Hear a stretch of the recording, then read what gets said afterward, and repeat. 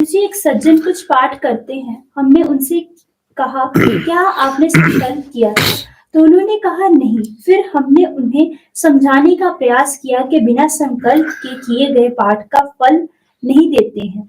हमारे गुरुदेव कहते हैं कि इस पर ऐसा हमारे गुरुदेव कहते हैं। उन्होंने कहा अपने गुरुजी से ये पूछना कि जब कोई मनुष्य कोई पाप करता है तो उसका संकल्प तो नहीं लेता, फिर उसका फल उसे कैसे मिलता है? परमात्मा की नजर हर प्राणी के पुण्य और पाप पर रहती है, फिर संकल्प की क्या जरूरत? गुरुजी, क्या वो सही कह रहे थे? पहली बात तो परमात्मा को सीसीटीवी कैमरा नहीं है कि आप पर 24 घंटे नजर रखे बैठे हैं। आपको कर्म के क्षेत्र में छोड़ दिया है और आप स्वतंत्र हैं कर्म को करने के लिए। दूसरी बात, क्या किसी के जैसे जन्म के लिए आप बहुत सारा काम करते हैं। जब बच्चा जन्म लेता है उसके लिए आप अन्नप्राशन संस्कार करते हैं, बहुत सारे गर्भाधान से शुरू से पुष्पन संस्कार है और बहुत पूरे के पूरे संस्कार इतने सारे करते हैं। क्या मरते समय भी कुछ करते हैं क्या, कि मरने से पहले शुरू हो जाएं आप कुछ करने के लिए? आप बिल्डिंग बनाते हैं तो उसकी पूजा प्रार्थना सब कुछ करते हैं, क्या उसको ढाते समय भी कुछ करते हैं क्या? पाप और पुण्य के अंतर को आपको समझना पड़ेगा। एक्चुअली आप पाप को पुण्य से ही जोड़ रहे हो तो फिर आपकी बात ये समझ में कभी आ ना सकेगी। और वो बेचारे क्या बताएं, वो तो उनको तो अगर उन्हें पता होता तो वो 5 रुपए का तोता बाबू लेके पेड़ के नीचे ना बैठे हुए किसी का भविष्य बता रहे होते। अपना भविष्य घर में ही देख लेते कि तुम्हारा भविष्य पेड़ के नीचे बीतेगा 5-5 रुपए की चिल्लर बीनने में, या ये चंदन घिसने में, या लोगों के घर जाके 11 रुपए की दक्षिणा इकट्ठा करने में। ये कोई बुरा कृत्य नहीं है, लेकिन सिर्फ 11 रुपए की दक्षिणा के लिए ही करना बुरा कृत्य है। परमात्मा की पूजा पाठ करना बहुत अच्छी बात है, लेकिन सिर्फ 11 और 21 रुपए ही प्राप्त हो इसके लिए जब आप करेंगे तो पूजा पाठ पीछे हो जाएगा। 11 और 21 और 51 और 101 पहले आ जाएंगे। ये हमें समझना पड़ेगा। और दूसरी बात ये कि जब आप संकल्प करते हैं तो श्रेष्ठता के लिए करते हैं। देश कालो संकीर्तन एवं सकुटुंब से सकल कामना से देरते सकल संकट निवारणार्थे जपे विनियोग सकल संकट निवारणार्थे। अब जब पाप कर रहे हैं तो पाप उस जो आपने सभी संकटों को निपटान करने के लिए अपने लिए कवच निर्मित किया था, अपने लिए एक ऊर्जा निर्मित की थी, ये संकल्प उस पाप के कृत्य को काट देगा।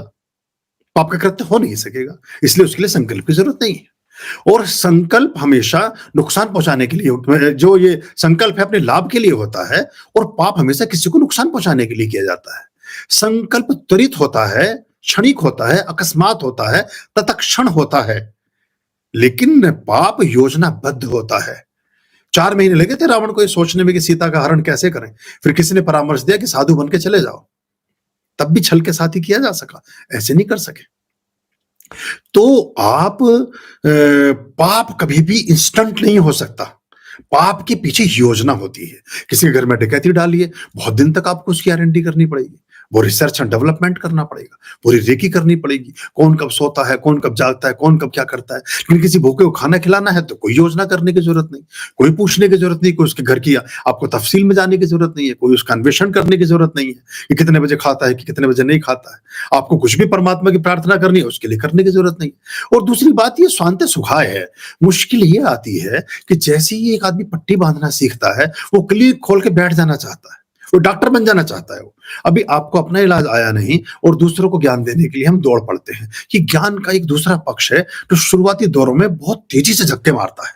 जितनी बातें अब 1-2 लोग मुझे बताते हैं कि जो मुझे जानते हैं बहुत पहले से, कि उनको कहीं किसी आदमी से मिले, वो 2-4 सेंटेंस जैसे ही उन बच्चों ने या किसी ने मेरे बोले, वो तुरंत समझ गए कि इन पे गुरुजी सवार है।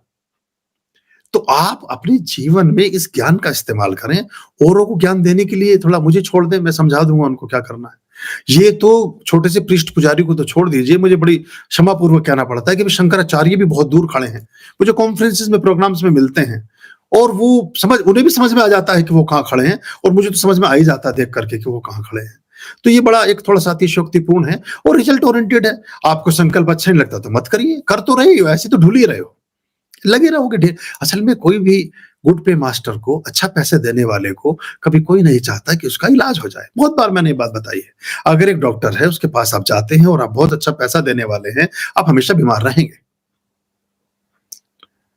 और अगर आप कह दें, आप ये बहुत लोगों ने इस पे एक्सपेरिमेंट करके देखा है कि आप गए, आपने बताया मैं सरकारी ऑफिसर हूं, मेरा ये वो भी कटता है, मेरा मेडिकल बीमा भी है, मेरा फलाना भी है, मेरा ढिमकाना भी है, तो आपके हाथ में वाल डालनी है। अगले दिन उन्होंने कहा, मैंने उनसे कहा तुम रूप बदल लेना अपना, बिल्कुल एक फटे से हवाई चप्पल पहनना और साधारण से कपड़े पहन करके कंधे पे थैला लटका करके बालों को बहाना नहीं, तेल वेल लगा करके ऐसे पहुंच जाना डॉक्टर साहब के यहाँ, और बड़ी मुश्किल से 2 बार में 50 रुपए कम उनकी फीस देना। और जो पूछे क्या करते हो तो कहने जी मेरे तो परचून का खोखा है, यहाँ कोने पे मैं जरा से वो चलाता हूँ खोखा, सामान बेचता हूँ, पान बीड़ी।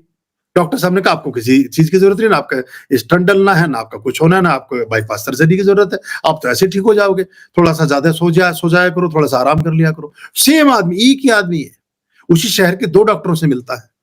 पहला डॉक्टर उसको 5 लाख रुपए का हिसाब समझा देता है, जो वो जाके अपना पूरा परिचय और कार्ड वार्ड सब देता है, और जो मजदूर और लेबर क्लास बन के पहुंचता है तो उसका इलाज फ्री में हो जाता है, वो ठीक हो जाता है।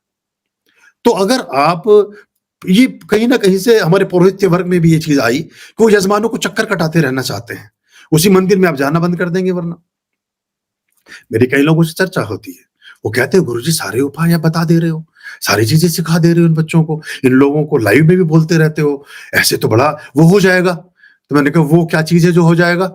बोले नहीं वो ये होगा कि इनके सबके तो काम हो जाएंगे। तो मैंने कहा आप चाहते हैं कि इनके काम ना हो? बोले नहीं नहीं ये तो मैं नहीं चाहता। मैंने कहा फिर आप क्या चाहते हैं? बोले मैं चाहता हूँ कि कुछ हमारा भी तो कुछ वो होना चाहिए ना। मैंने कहा फिर वो आ गया, ये वो क्या, कितने सारे वो हैं, थैले में से निकाल के पहले बाहर रख लो। बोले हमारे इसमें लाभ फिर कैसे रहेगा? मैंने तुम्हारा लाभ ही लेने बैठे हो तो वो तुम बता दो, ये लाभ देने बैठे हो तो ये बता दो। लेने वाला दे नहीं सकता लाभ, और देने वाला ले नहीं सकता लाभ। तो वो बोली जी मैं थोड़ी देर और बैठा रहूंगा तो कुछ मेरे दिमाग में फर्क सा आ जाएगा, मैं तो चल रहा हूँ यहाँ से। मैंने बहुत अच्छा तुम जाओ। तो मैंने उनको भेज दिया। बोले जी वरना मैं आज के बाद प्रैक्टिस ही नहीं कर पाऊंगा। ऐसे बहुत सारे लोग जिन्हें बेकार कर दिया है मैंने, कहीं के नहीं रहे बेचारे। वो देसी घी के पराठे खाने के बाद फिर कोडोजम में स्मेल आती है, अब वो फिर उन्हें बड़ा मुश्किल हो जाता है प्रैक्टिस करना, जब उन्हें आर पार का बोध हो जाता है। मैंने चक्कर किस लिए कटाना है? अरे नहीं आएगा मत आओ यार, क्या फर्क पड़ता है। हमने कोई मासिक चंदा नहीं रखा, हमने कोई मेंबरशिप नहीं रखी, अपने आश्रम में प्रवेश की, हमने कोई गेट पे टिकट नहीं लगाया, हमने कोई दान पात्र नहीं रखा। हमारा कुछ ऐसा नहीं है। आपसे दिल मिले का मेला है, वरना हर कोई अकेला है। आप आए हैं तो हमारी पूंजी है, बहुत अच्छा है। आप आ रहे हैं तो हार्टली वेलकम है, और आप जा रहे हैं तो भीड़ कम है, मतलब सब ठीक है, कोई समस्या उसमें है नहीं। और इतनी स्पष्टता तो परस्पर होनी भी चाहिए। आप अपने कार्य के लिए आए तो भी बहुत अच्छा है, आप हमारे कार्य के लिए आए तो भी बहुत अच्छा है, आप परमात्मा के कार्य के लिए आए तो भी बहुत अच्छा है, आप बिल्कुल ही ना आए तो सबसे अच्छा है। और आते रहे तो सब, मतलब इसमें कोई फर्क पड़ता नहीं है एक्चुअली हम पे, क्योंकि हम फर्क वाली स्थिति में है ही नहीं।